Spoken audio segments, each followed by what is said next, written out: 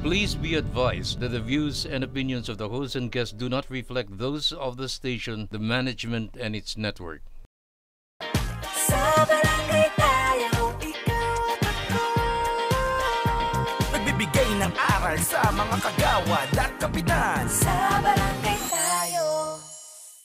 Welcome back mga kabarangay. Kanina po ay napag-usapan po natin ang mga nilalaman ng inyong financial request. Dito po sa segment na ito ay malalaman naman po ninyo kung saan po ninyo pwede ipadala ito. Sino-sinong senador at contact addresses nila at kung ano-anong government agencies ang pwede po ninyong lapitan, both local and international. Isang disclaimer lamang po, ang mga senador na nakalagay po dito na makikita po ninyo sa inyong mga screen ay kulang po at kayo na po bahala mamili at magdesisyon kung kanino po kayo lalapit. Ang mga organizations po na makikita po ninyo ay may kanya-kanya ring requirements. Depende na lamang po yan kung anong tulong ang binibigay po nila at kung ito ay angkop sa kailangan po ninyo. Sumatotal, ito po ang konting mayaambag po ng Sa Barangay Tayo para hindi na po kayo mahirapan sa research. Ito po ang mga contact details ng mga senador. Roll VTR.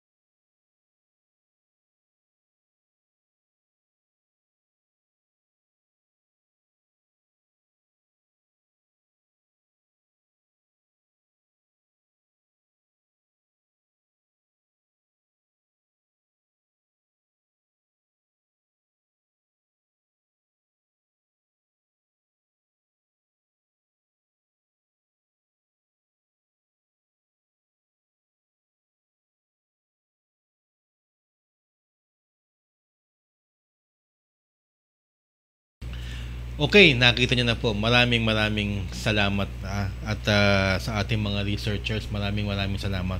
Alam niyo yung mga contact numbers ng mga senador, hindi namin sure talaga kung yan. Pero meron kami mga ilang tinawagan at yun nga po ang lumabas. Yan po yung pinaka-latest. Kung hindi naman, naandyan po yung address nila. Of course, ayoko na mag-spoon feed. Kasi marami kasi nagko-comment na Kagawad Butch masyado mga ini-spoon feed yung ating mga barangay officials. Ako naman, hanggat nagtatanong kayo, ako talaga, willing naman akong kami dito sa barangay tayo, yun ang pakay namin to educate. Kung spoon feeding man yun, di let it be, wala namang problema, wala namang masisirang ulo dyan.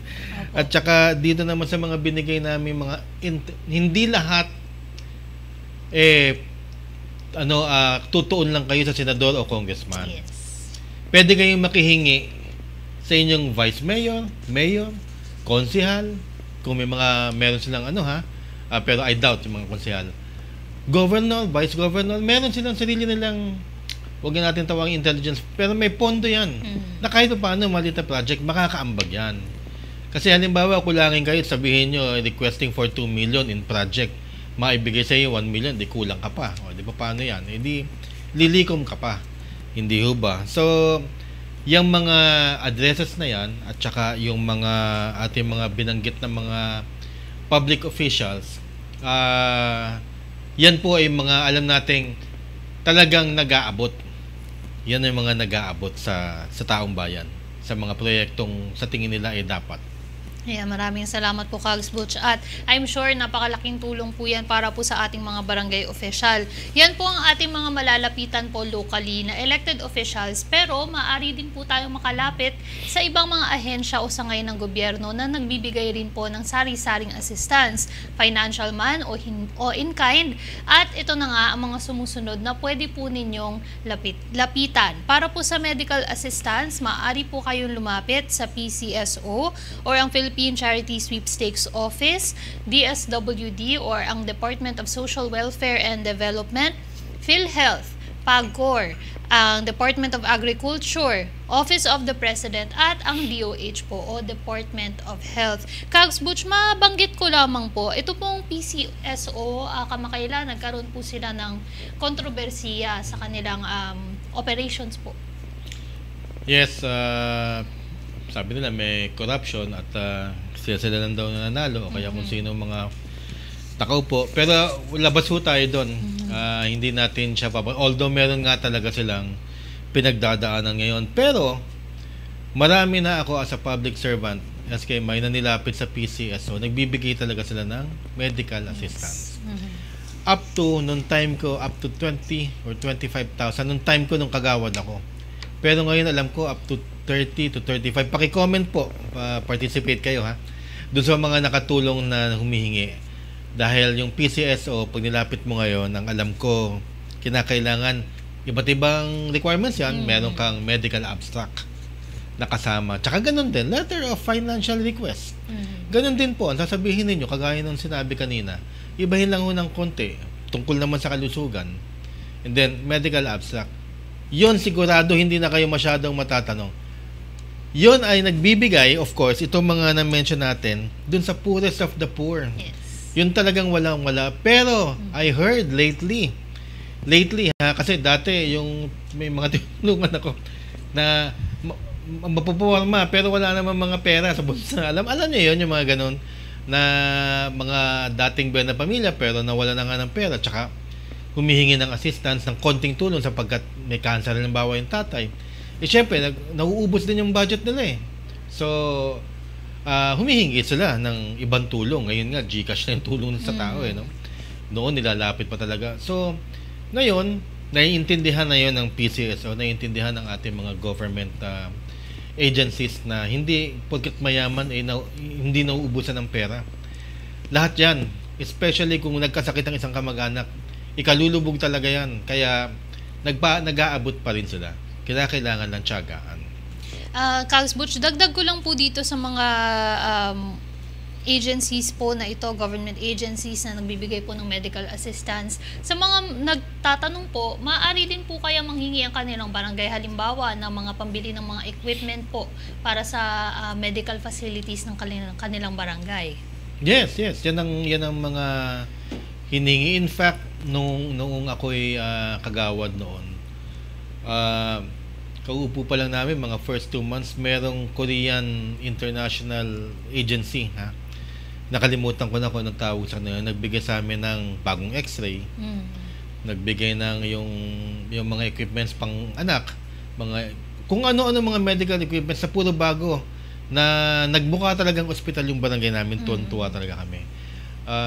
Yun nga, meron kasing contact yung kapitan namin, hindi yung original na kapitan, hindi yung nagpa-recount. Hindi, joke. Disclaimer naman disclaimer. po. Hindi kasi we have to give credit where credit is due, di ba?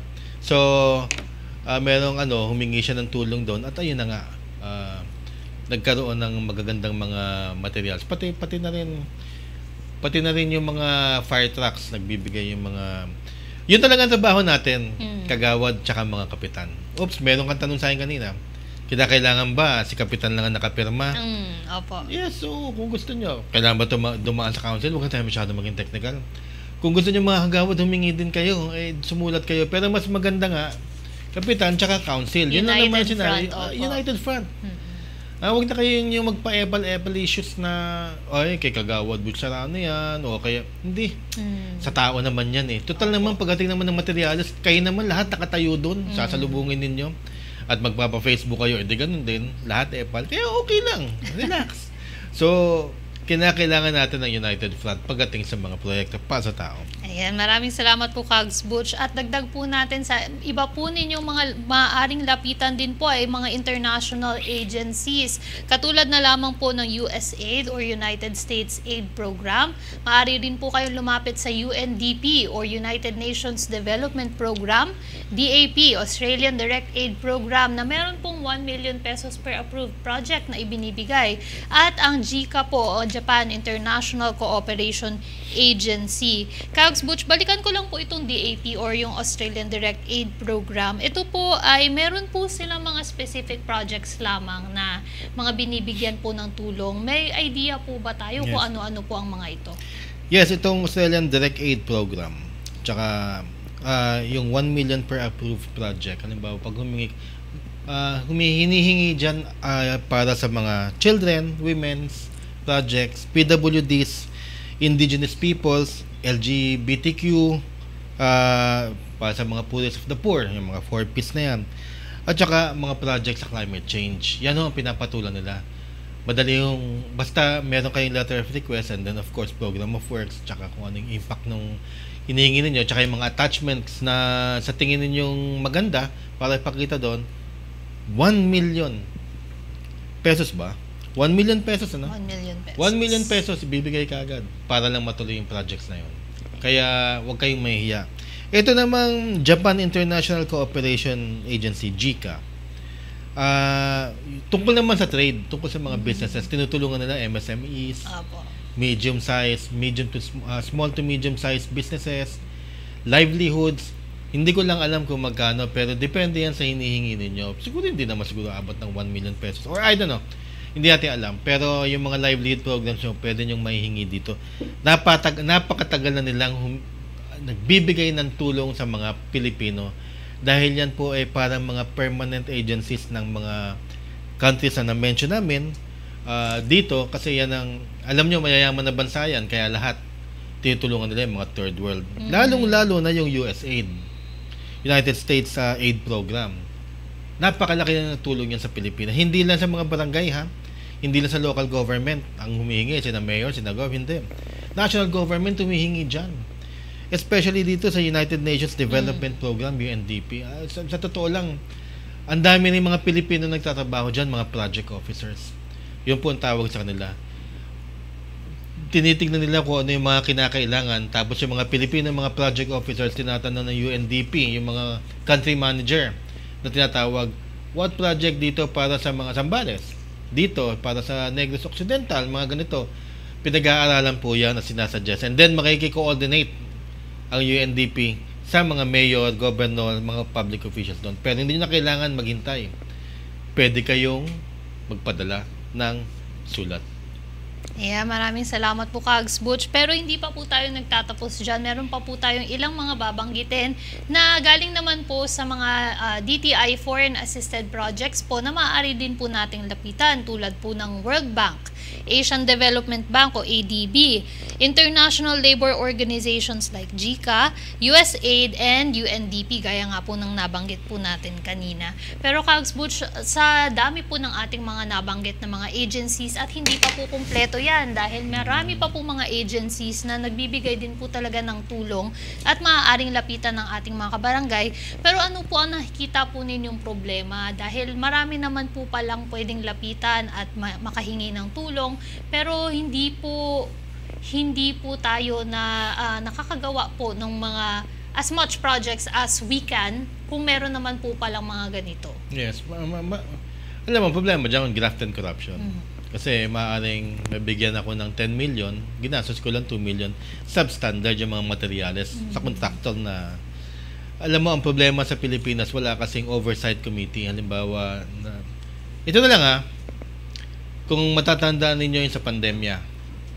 Okay, makikita na sa dyaryo, nabasa ninyo sa Facebook o sa social media, Japan gives $400 million to the Philippines. Nagbigay ang United States, USAID, sa atin ng $800 million. So, i-compute mo yung $800 million na yun. Billion yun. Pero nalaman ba natin kung saan ginastos? Nalaman ba natin kung saan nagpunta? Nalaman ba natin nagastos ba lahat?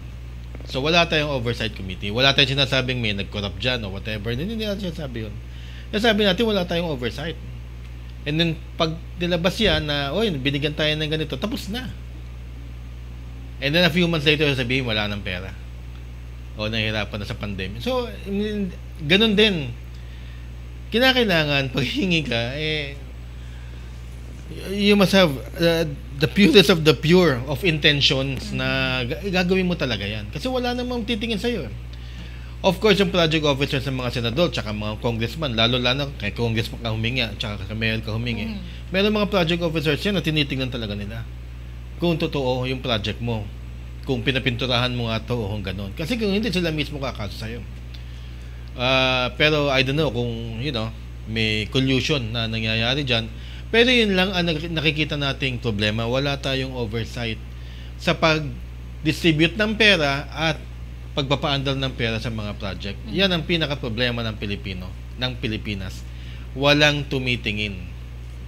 COA hindi, wala yan, wala yung government agency na yan. Yung sabi lang po ako ng totoo. So you must have the purest intention kung kayo talaga ay magsisilbi sa bayan. Kung ang nilalagay nyo dyan, yung mga bumili ng boto sa inyo, syempre, wala, ewan ko, no? Pero it all starts sa mga tao. Kaya kayong mga taong bayan, yan ang alagad sinasabi namin, umayos kayo. Hindi yung pag nabili kayo, ganun na ganun. Ito, ang totoong people's initiative. Ito po. At gaganda ang barangay ninyo at gaganda ang kinabukasan ng mga kapitbahay ninyo once na maglagay kayo ng maayos ng mga opisyalis sa ating mga barangays. Maraming salamat po, Kags Butch. Sa mga nagtatanong naman po kung paano po ninyo mako-contact o paano po kayo makakapagpadala ng inyo po mga letter of request sa mga agencies po na ito, maaari nyo lamang po itong i-search online or through Google. Pero nagpapaalala lang din po kami mga kabarangay na sa mga official websites lamang po kayo ng mga agencies po na ito pumunta para po makakuha ng appropriate na contact details na maaari po ninyong padalhan. Dahil mahirap na nga po, Kags Butch, ngayon marami pong mga nagkakalat na mga fake websites at mahirap na po na sa maling lugar po maipadala ito pong mga request na ito. Ayan, at maraming salamat mga kabarangay sa inyo pong pagtutok sa segment na ito. Huwag po kayong aalis dahil marami pa po tayong pag-uusapan sa atin pong next na segment. Dito lang po yan sa pagbabalik ng Sa Barangay Tayo. Nagbibigay ng aral sa mga kagawad at kapitan. Sa barangay tayo.